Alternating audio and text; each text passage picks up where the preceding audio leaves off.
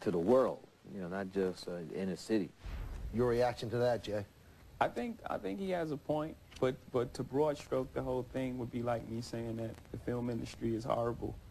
You know, there are bad movies, right? And there are movies that glorify violence, and you know, Spike just happens to be one that doesn't do that. You know, so for him to put everybody in one box, I don't think that's fair. How about the title, you know, the 50 Cent song, you know, Get Rich, Die Trying? Do you believe that? That's a mentality that a lot of people in urban areas have. You got to realize, we touched on it before, like, you know, what's going on in these neighborhoods. Like, and in order to fix rap entirely, you know, you have to fix the communities. Because if you listen to Reasonable Doubt and you listen to the Black Album, you'll see my growth. You see as I got further away from the situation that I was in, my music changed. Now, you've worked with a lot of rap stars. I'm going to give you a name, and you tell me what was special about them. Let's talk about Biggie first. Charisma, charming, great songwriter, great lyricist, probably, like, all around the best rapper ever. How about P. Diddy? P. Diddy, he's a trendsetter, a genius marketer, great showman. I'm done. That's enough. Snoop Dogg. Oh, man, smooth. West Coast king. I love Snoop. He looks like he's having fun all the time. Yeah. Well, I bet. Yeah. Kanye West. I could arrange it so you can have fun all the time, too. I will talk during the next commercial. Kanye West. Kanye West he's a genius. He's a genius. He's the artist. How about Eminem? Wonderful writer, very intelligent. Here's what I don't get about Eminem. I could be totally off base about this. I mean, since he started, he's been, like, killing his wife, killing her. He's going to shoot her, and then he gets married to her again. What happened to those music? What happened to those songs? Love is a real thing, man. Oh, man.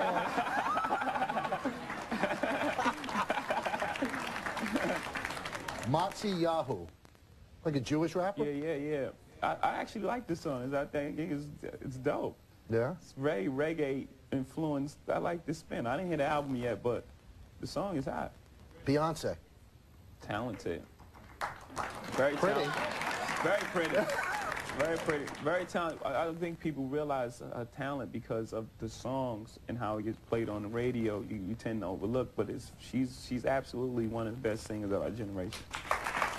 Do you think, Jay, that the fact that she is so beautiful, people overlook the talent? I think it's that coupled with the fact that the songs are big. When your songs are that big, people tend to think you just make pop records. Cool. Well, we're going to have more with Jay-Z. Now, he also retired at the top of his game, somewhat like Jordan. But like Jordan, is he coming back? We'll talk about it next. Grammy winner, Jay-Z. So you were a star of Rockefeller Records, but you were also the guy who ran it. How did you become a businessman? What made you know that this is the right thing to do? Was it just trial by error? No, man, I tell you, it was no genius involved. We couldn't get a deal, so we had this, we had to either quit or make up our own company. So we decided to make up our own company. Was Rockefeller after Rockefeller? Yeah, it was very aspirational. Yeah. You're getting close. 10 years, 12 albums, 33 million CDs. Then in 2003, you decided to retire. The Black Album was going to be your last. It's like Jordan going out on that shot, you know? Yeah. Why? Why retire at the top? You like that shot, though, right? I like that shot. You'd have stayed on I didn't that like shot. 45, though. Yeah. See? But you're going to come back. You just said you ain't like 45. I didn't like 45, but I mean, there's a draw. I mean, it's hard to let go. Yeah. I mean, if he ended on that shot, it would have been unbelievable. Right. So you coming back? Break it right here. No, that's what I'm trying to tell you. That's the thing that you have to wrestle with. You have to you know what's going. You know the shot, how the shot look. Right. You don't know what's going to happen with that 45. Not that I'm afraid of that. Right. You know what I'm saying? Yeah, you won't be playing for the Wizards. I just felt, I just felt that it was something else that I had to do, that I could contribute to the music and the genre in general. You know, most artists, after they're done, you know, they become Hollywood specials. They don't become president, CEO of Def Jam Records. You know? Right. Do you miss the, do you miss recording? Do you miss the higher performing? Both. Yeah? Yeah. You're coming back. That's what they say. Yeah. I think they're right. Ready for an audience question or two? Sure. You're first. How you doing, Jay? My name is Rob. Been a supporter since Reasonable Doubt. You made tons of songs, 11 albums. My question to you is, which is your favorite? Favorite album? Both. Favorite song is hard to pick one. You know, I have different songs for different reasons. You know, Can I Live, The Eagles would be up there, Dead Presidents, 99 Problems, Give It To Me, what's that? Streets Is Watching, wow, yeah. Where I'm from? So that's harder, but my favorite album is Reasonable Doubt. I ain't know about radio, song making, anything. I just was making songs to impress my friends. So it was the purest album for me. I just made it, you know, just to be making it. I didn't have any ulterior motives on my mind. Thanks. No problem. I hear your music in the Yankee clubhouse every now and then. Alex Rodriguez comes to the plate, Numb Encore, Derek Jeter, bring him out. Why do you think it is that athletes relate so well to your music? I think athletes and performers are pretty much we're from the same, we're cut from the same cloth. We're from the same type of neighborhoods. We have the same upbringing. It's just that they get to go away, you know, to these basketball camps and summer camps and different things like that, while we're stuck in the hood to do bad stuff. We're like the bad cousins. Gotcha. Now, you've never been an athlete, but you could see... Ho. Professional athlete. All right, here we go. You never got paid to play. Here we but go. you could sense in you just the way you do your business and, you know, how you've risen to this level that you're competitive. Yeah. Where did that come from? You think you were just born with that? Yeah. Yeah? And I think that, you know, in Brooklyn, it breeds it. Breeds a competitive spirit. I mean, a New Yorker, period. There's a different swagger to a New Yorker than anywhere else in the world. What happens when the Nets are playing the Knicks and a Brooklyn kid, Stephon Marbury, is playing for the Knicks? Are you rooting for your team or are you rooting for the Brooklyn guy? We're going from Nets all the way. It's not all about music with Jay-Z. He has other interests. We'll find out what they are when we come back right here on Center Stage.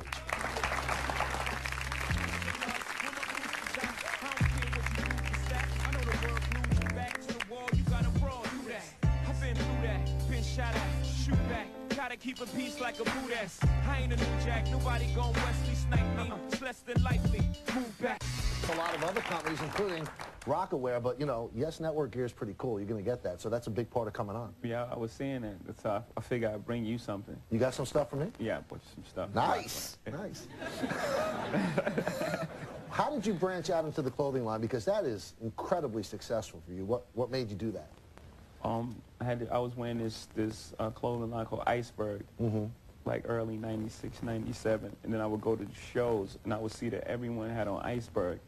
So we went to Iceberg naturally and was like, you should cut us a deal because, you know, we got everybody wearing your stuff. You know, you want to be in business with us. Right. We just need the use of the private plane and all this type of stuff, and they threw us out. Really? So Smart move. yeah, not so smart. Yeah, I know. Should have gave us the plane. Really? 'Cause Absolutely. then we, you know, we started Rockaware. You're next.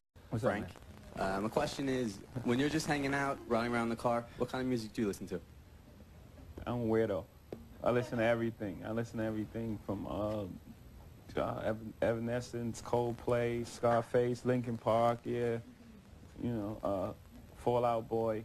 Now, during the Grammys, I mean, Young Jeezy. it was a little thing, but you were on stage Rick Ross.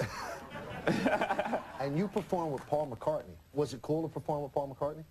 I was great. Just a Beatle. He's like Yeah. a knight. It's one of those things. Yeah. Yeah. But, you know, I was watching you, and you... I'm knighted, though. You were knighted? Yeah. Well, what country? Sir Herbert, Brooklyn.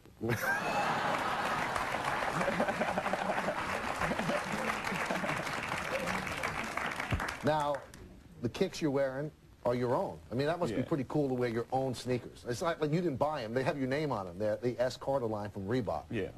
That's so you can get a good shot of them. You were the first non-athlete to get your own sneaker, and your sneaker, like, blew everybody else's away. What's better, gold record or that? Well, music first, of course. I mean, music is my first love, but that's great, you know, to be the first non-athlete in a Fortune 500 company, you know, believing and investing in you like that, and then you perform it. Like, 'cause they didn't know what the sneaker was going to sell. They thought we'd sell 10,000 maybe over the month or maybe 3 months. We Right. sold 10,000 the first day. Do you ever wear sneakers with a scuff mark on it? No.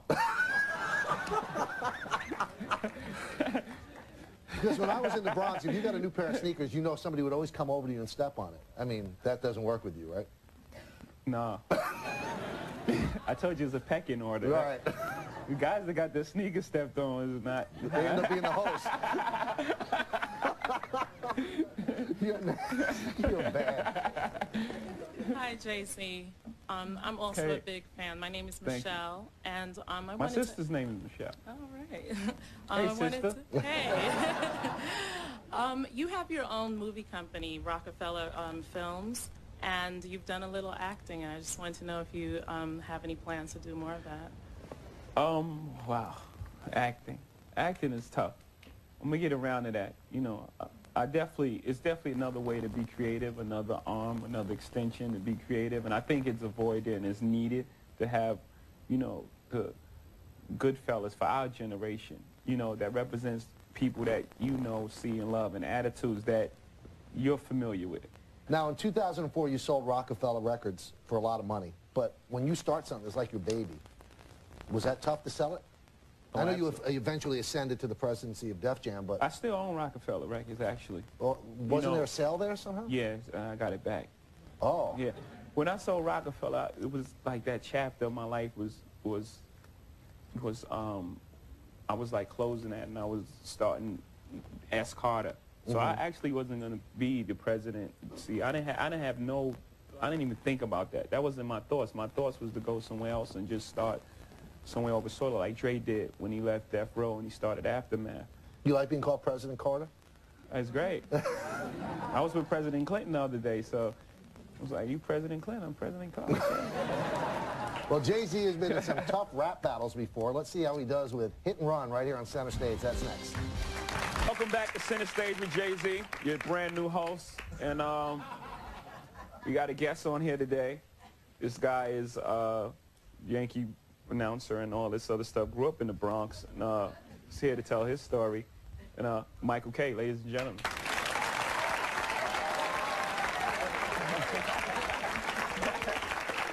Welcome, Michael. How you doing, Jay? Welcome. So how do I look in Rockaware? Killing that. Nice, right? Yeah. How about the Fresh. shades? Stunting. Like the S. Carters? With The the only no problem, I didn't have socks, that's like socks. I didn't Tyson. have socks. No, that's gangster though. That's Tyson used to come to the fights with no Really? socks. That's a Brooklyn thing. I'm all you know? gangster. Yeah, yeah. So you ready to play Hit and Run? Yeah, yeah. Okay, I'm going to tell you something. First thing that comes to your mind, you give me the answer. Okay. All right, here we go. Favorite book? Celestine Prophecy. Okay. Favorite movie? Yeah? We're connected. Favorite movie? True Romance, Godfather. It's a toss-up. Okay. My sensitive side and Like that other justice side. scales, right? Yeah, yeah. Favorite song or musical group? That's tough, man. If you were dying and you had to listen to one song, you had like 3 minutes to live, what would you put in? I wouldn't be thinking about music.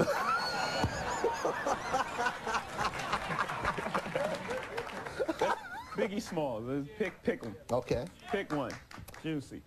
The performer that you would pay to see? Oh, wow.